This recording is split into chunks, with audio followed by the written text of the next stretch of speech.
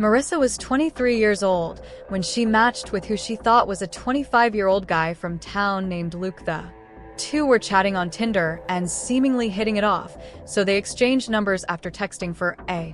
While talking about music and sports, the chat shifted to a more sexual tone. Marissa was on Tinder looking for casual sex, and when this topic came up, Luke said he was looking for the same thing. After chatting for a while longer, Luke suggested Marissa come to his house and C has the place to himself. Interestingly, Luke didn't give an address until after he asked Marissa what area she's from, and when she did, he gave an address that was conveniently close to her walking distance. As a matter of fact, before agreeing to come over to Luke's house, though, she requested they have a phone call first. The two had a phone call, and Luke sounded like a normal young guy. They joked around on the phone for a bit until Marissa was comfortable enough to agree to go over, deciding to go early just to pass the house and scope it out first. Marissa walked about 10 minutes through the neighborhood until she got to the block. It was late at night, so a lot of houses had their lights off and there were no cars out on the road. Marissa passed the house and noticed two cars in the driveway and a car parked in front. All the lights were out. It didn't look like a house with just a guy alone. This was already a red flag, so she went back down the block and texted him, "I'm almost there." He replied, "Oh, you're early, almost ready, walk slow." Marissa was getting bad vibes, so she started slowly inching back in the direction of her house at a pace that allowed her to stall a bit longer for a reply from Luke confirming that she was okay to come in. But suddenly Marissa heard a car approaching the intersection down the block behind her. She turned to see a white van with no headlights on. Turning onto the street, Marissa ran to hide behind the side of the house, and she watched as the van parked on the side of the road. The van just sat there, and nobody got out. It was parked a few houses away from the given address. Then Marissa got a text from Luke saying, "Okay, I'm ready. Let me know when you're on my block. I'll come out." Marissa turned and started running down the block inconspicuously, though making sure to stay close to the house as she passed, and not on the sidewalk or close to the street.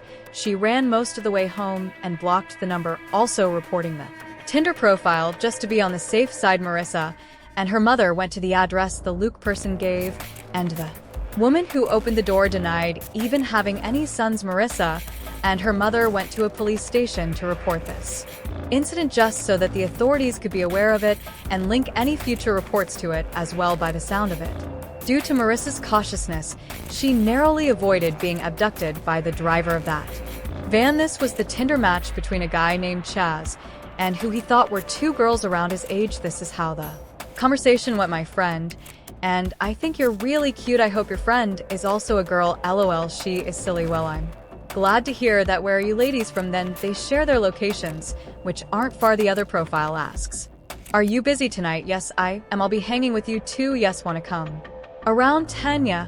"Where do you live?" "Wait, actually our parents are both home. Want to meet at the park? We can find a place to hang there." "I guess we can do that. My parents are home too." "Damn, what time should we meet there?" "Tell." "Yes, okay. What are your numbers? Let's just message on here until we meet." "Damn, I see how it has got to earn your trust." "Yes, we're heading over now." "Okay. Okay, Sim, I'll probably be there like 1010. "Okay.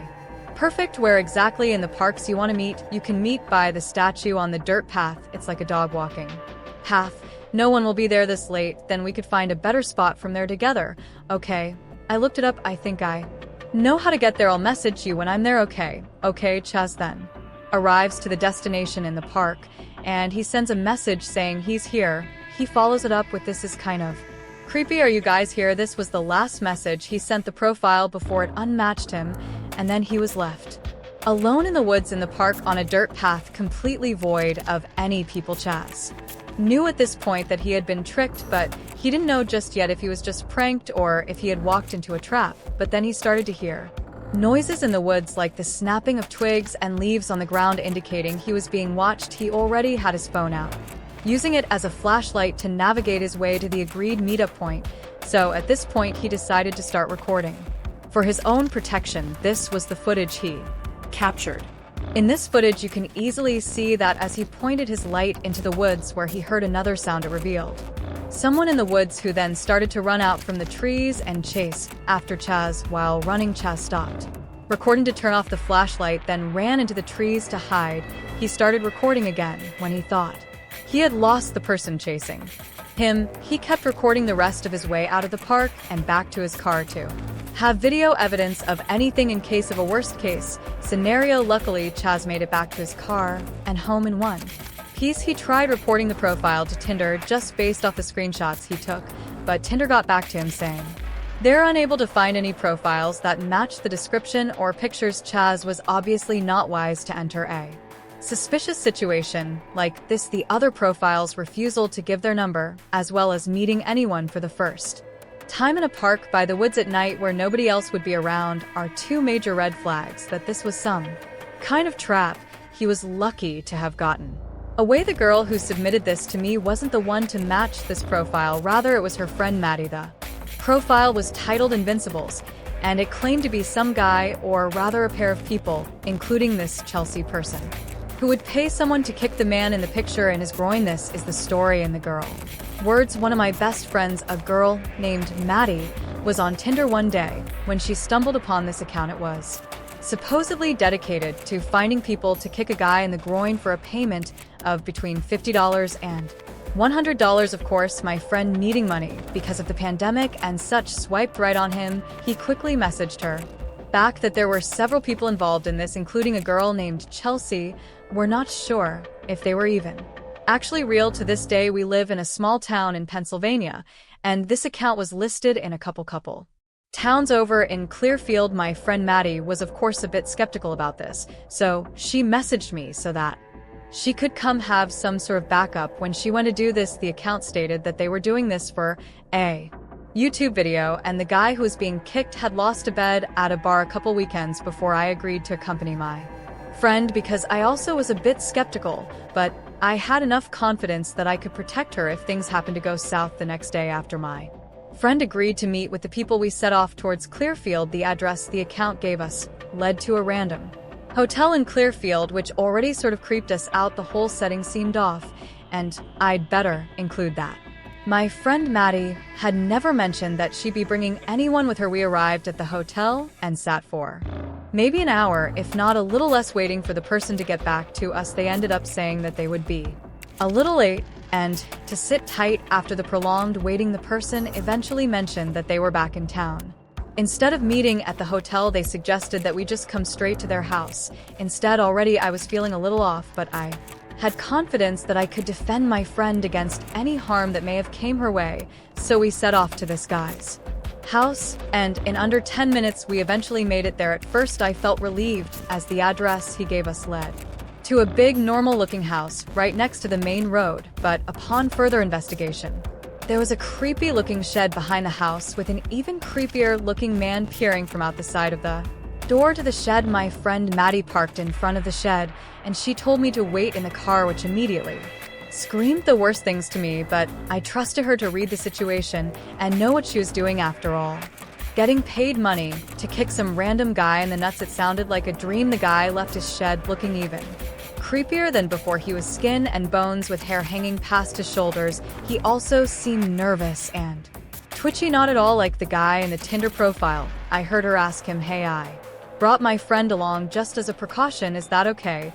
And in that instant I watched his expression drop, which screamed another red flag to me. He stuttered out, "Yeah, that's fine, I guess so." I got out of the car and followed her, knife in my pocket, in a hurry, and we stepped inside the shed too. Which point I immediately began to regret mine and her decisions. Up until that point the shed was filthy. It was cluttered with random items and boxes, with a toilet sitting in the corner. The guy, who I quickly realized must be an addict, by the way, he was acting very nervous and twitchy, was now standing solemnly in the corner setting up his laptop to record this event. We made some very awkward small talk as he was doing this, at which point I noticed something else that bothered me. This random guy had Snapchat installed on his computer, which is what his friend Chelsea was messaging us from. I could just be paranoid, but something about this told me that he was actually Chelsea, and he needed another device to Snapchat her on to make it seem like he was someone else. After he set it up to record, he seemed angry and tense, as if he didn't actually think he was going to get kicked in the groin that day. He turned around and my friend went about her business with him, and promptly after he asked in a shallow voice, "So, what are you guys doing tonight? Do you guys smoke?" referring to weed. We both quickly replied no, and that we had other things going on, despite the fact That we both do smoke. Maddie quickly collected the cash from him, and we left. Now, this might not all seem off to a regular person, but I can't help but feel like if I wasn't there, then something bad would have happened after we left. My friend had mentioned that before we got there, the Chelsea person had offered to rent a hotel room and buy her pizza. I don't like to think about what would have happened if I wasn't there, but deep down I know that something way more malicious had been planned based off the girls' recounting of this event. It's safe to assume that the man in the picture wasn't the same guy that they met in the shed, and that this Chelsea person didn't exist. Maddie and her friend were smart to go into the situation together, as there's always more safety in numbers. This last one is another example of why you can never be too careful with online dating. This was submitted by Jeremy, and this was his Tinder match. He matched with a girl named Mia, who was in the same high school class as him. Their conversation went as follows: "Hey, long time no see. I know, hey, how have you been? Not bad. And you? I've been good, just working a crap ton. You still talking to anyone from high school? No, not really. I was happy for high school to be over. Same, it's funny. We only ever really spoke a few times in school. Yeah, I know, maybe we should make up for lost time. Maybe we should. Do you have a snap from here?" Jeremy gives Mia his snap, and they continue their conversation there. Jeremy didn't take any screenshots from the snap conversation, but basically from there they continued to talk about life after high school. Then they escalated to talking about linking up somewhere and chatting in person. They agreed to meet in a nearby parking lot behind a strip mall where nobody goes at night. Jeremy was ready to go basically right away, not needing much time to get ready. Mia, on the other hand, said she wouldn't be able to get there for another hour and a half at least. She claimed she was with friends and couldn't just ditch them, so they set up a meetup time for 12 behind the strip mall. It took Jeremy only 5 minutes to get there, as the lot is in the same town that the two live. He sat there in his car waiting for her for about 20 minutes, receiving apologies for being late every few minutes on Snapchat. Eventually, headlights appeared from around the corner and approached slowly, then stopped not too far from Jeremy's car. Mia snapped him a picture of his car, saying, "I think I see you." So Jeremy stepped out from his car. He then realized the car looked to be a small Honda or Hyundai, when in reality the car that was posted all over Mia as Instagram was a Jeep Cherokee. Immediately Jeremy went back into his car and went to DM Mia on Instagram. Meanwhile, the car outside was honking at Jeremy. He opened Snap and messaged her, "Hey, step out from your car and let me see you for a second." They opened it, took half a minute to reply, then said, "I don't want to. It's so cold out. What's wrong?" At this point, Jeremy knew something was off, so he got in his car and started driving home. But the car was following him, honking the horn. Jeremy decided to get on the highway, at which point the car behind him tailed off and disappeared. Jeremy pulled to the side of the road to block the Snapchat account, but they had already beaten him to it. He went home, and by then he had gotten a DM back from the actual Mia. This is how their conversation went. Jeremy opened with this: "Hey, this may sound really weird, but did I match you on Tinder?" She says, "Hi, no, why, Jesus, long story. I matched someone catfishing as you, and we talked for a while about high school. I really thought it was you I met up with a person running the account in a parking lot, but it was some random car, not your Jeep. So I drove away." Then he sent screenshots of the conversation on August 7th, 2014. Warina Wright and Gable Tozy matched on Tinder. Gable wasn't her usual type, looking like a man who spends way too much time on his appearance, but he reminded her of Sam Winchester, a character in Supernatural, one of her favorite TV shows. Gable opened with a raunchy and aggressively forward message, saying, "You look delicious. I want to do dirty things too." You, to which Warina responds, "Does that usually work?" Gable then sends, "Can you be a freak in the sheets?" To which she says, "Probably not, depends." Gable says, "What does it depend on?" And Warina responds, "What I've had to drink, LOL." Gable keeps the conversation sexual by replying, "Let's get drunk together. I'm a porn star." After a few drinks, Warina gives Gable her number. After the two exchange a few more messages, and a week later they meet for the first time in the Cavill Mall. They spent the night together, heavily drinking, and CCTV footage from multiple establishments showed them meeting, walking into a nearby beer garden, then purchasing a six-pack of beer at a nearby bottle shop, and after their night out together, they ended up returning to the Avalon Apartments, where Gable lived alone on the 14th floor. 6 Images taken by Gable that night show the couple apparently laughing and smiling in the apartment and on the balcony from which Warina would plunge to her death. Only hours later, for whatever reason, Gable recorded the audio of his entire night with Warina, which included the entire confrontation the two would have towards the end of the night, which was later played during Gable's trial. It was later found out that Gable had a weird habit of recording his entire dates with multiple women at some point after the two had sex. Warina can be heard becoming increasingly erratic and aggressive towards him. However, as the night progresses, Gable can be heard in the recording refusing to let her leave, and Warina terrified screams to let her go home are silenced when he locks her outside on the balcony. During this recording, Gable can allegedly be heard choking out Warina before locking her outside. Call them with what I thought you lost your phone. Exactly. So how are you going to call anyone without your phone? Stole my __ phone. I didn't touch your goddamn phone, you guys. __ stole my __ I should never. That's why I'm __ calling him. I should have never given you so much to drink. I thought we were going to have fun. Where's my __ Where's your phone? Where is my __ What's your phone number? Oh, going 100 __ __ I don't deserve this __ all right, I'm nice __ guy. Yeah, nice __ guy with little money. Must be on the balcony. Well, I have shitloads of money. Why is my __ money? Stop, just calm down please. I'm not coming down because you had too much to drink. All right, I'm not coming down because I've had so much to drink and I have shitloads of money. In New Zealand it's not funny __ no, calm down please. Do you know how I hear? Cause no one else has. Do you even remember what you were doing to me like half an hour ago? It was freaking me out. You beat me up for no reason. Exactly why? Because you said FRE. Thought it was funny or something. It's not. No, I told you in the audio. He can be heard saying to Warina that she was lucky he didn't throw her off the balcony along with numerous other threats. Go __ it's not about her you need. It's not about her. Yeah, it is. You're __ insane. It's not about how you need, it's about how you __ Now see, I thought you were kidding and I've taken enough. This is __ you're lucky I haven't chucked you off my __ balcony, you goddamn psycho little __ who the __ do you think I am? Yet do you moti? Now what do something to say yes, say it. Who the __ do you think you're? No, you trying to kill me?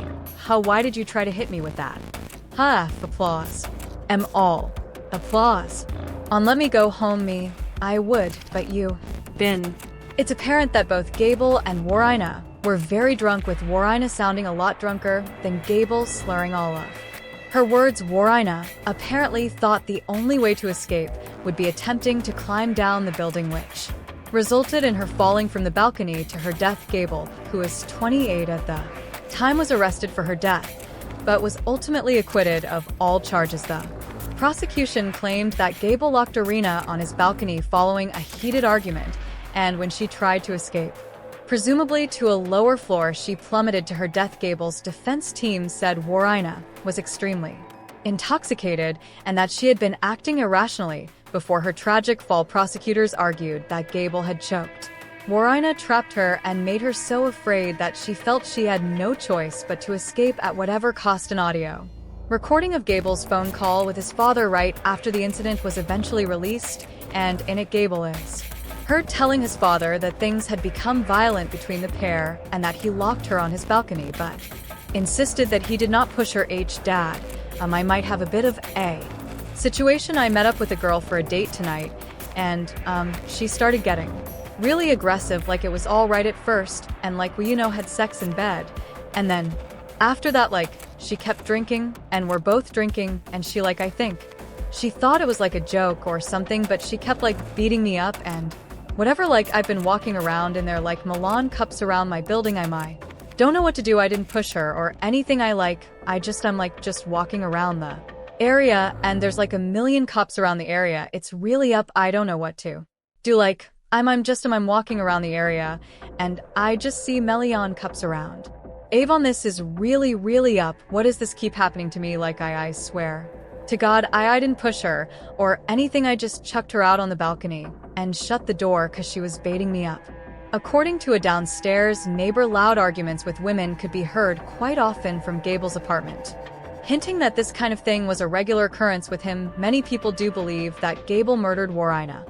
And there was public outrage when Gable was acquitted. The process of going through a divorce is usually not a pleasant one, and emotions are often very mixed for some. A divorce can be a horrible time in one's life, full of grief and sorrow, but for others it can be a hopeful time. A fresh start for 39-year-old Joy Papil, a nurse from Sydney, Australia. Her recent divorce with ex-husband Alexander Villaluna was going to be a new beginning. Joy posted on Facebook, "New Year, new beginnings," accompanied by a smiling photo of herself.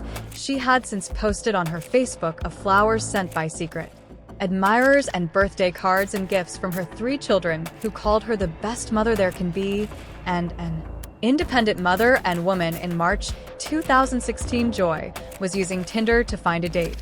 Joy is the mother of 4. She grew up in the Philippines and then moved to Auckland, New Zealand to train to be a nurse, and then she and her family would eventually move to Sydney, Australia. While on Tinder, she matched 53-year-old businessman Keith Collins. Keith had 3 children and 4 stepchildren. The 2 enjoyed chatting and decided to meet for a date on March 30th, 2016. They went to dinner at a Korean barbecue restaurant. Just as they were finishing up, a man came up and put his arm around Keith. It was Joy's ex-husband Alexander.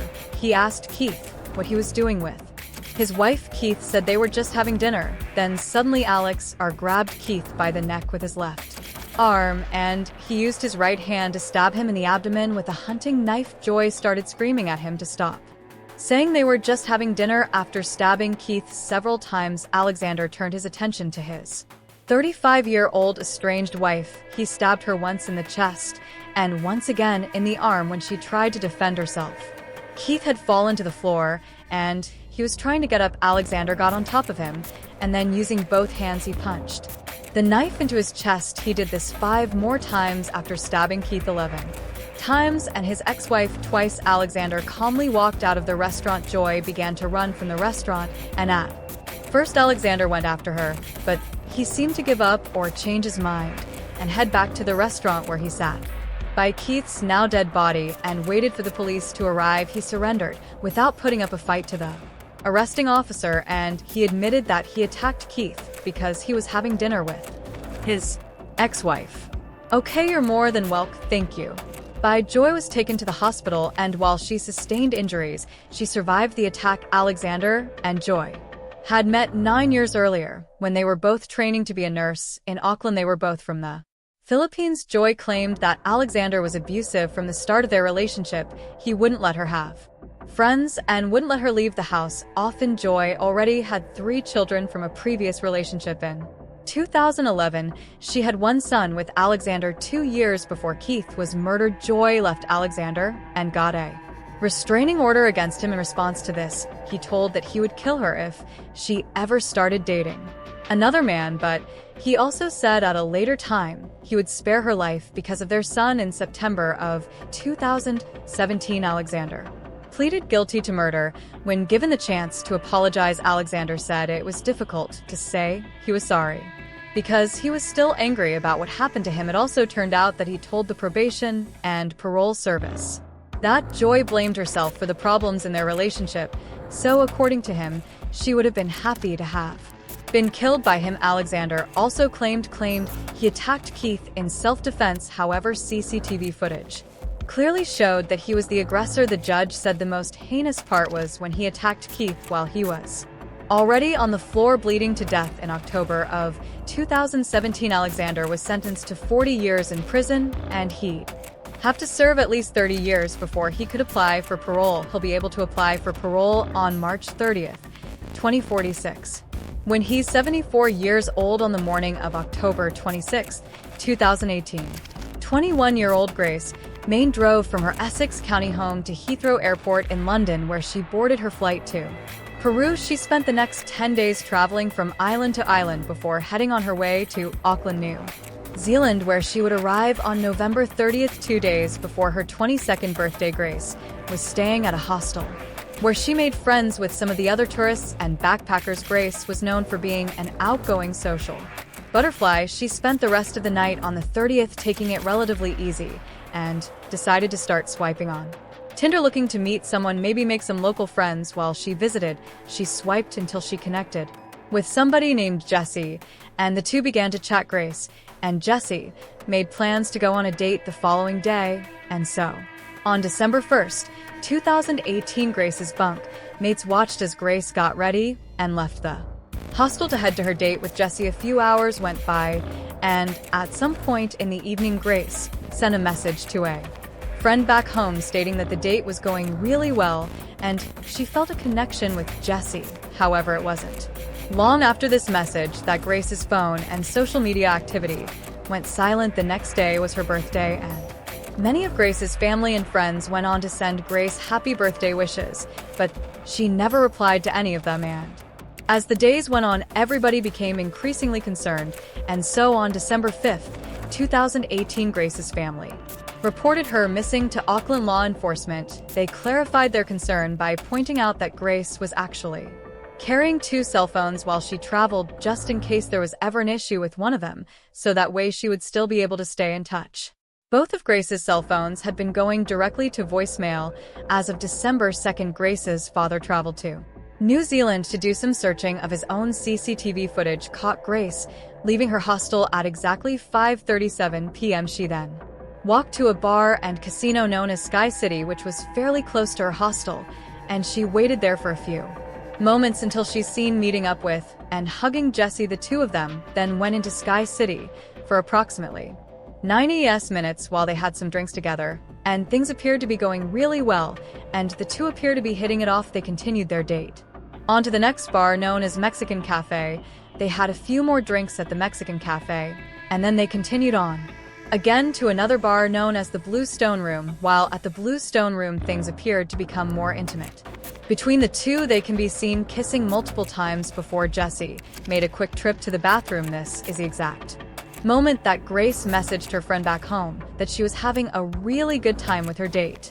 Jesse then returned, and the two eventually left the bar. At 9:40 p.m. the two are seen holding hands and walking towards a building known as the City Life Hotel, where Jesse rented an apartment. The two can be seen entering the elevator of the building and exiting on the floor of Jess's apartment. This is the last moment that Grace was seen alive. The next morning on December 2nd, Jesse is then seen entering the elevator alone and exiting his apartment building.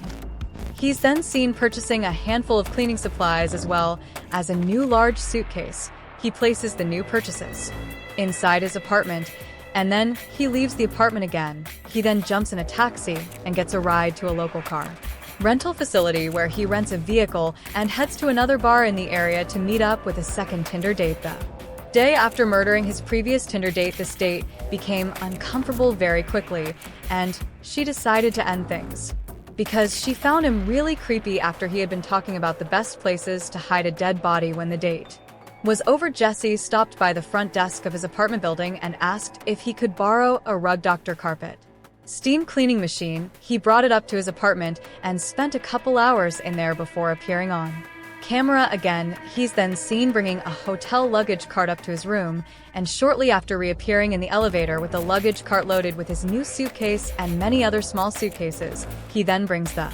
luggage cart down to his rented vehicle and loads everything inside. The next morning at around 7 a.m. on December 3rd, Jesse then went to a nearby store and purchased a brand new shovel. He then returned to his apartment building just after 9 a.m. He then stopped by a random trash can and tossed out some items, and then drove to a dry cleaning service to clean some clothing, and then he took his car rental to be completely cleaned. Police caught up with Jesse a few days later and brought him in for questioning.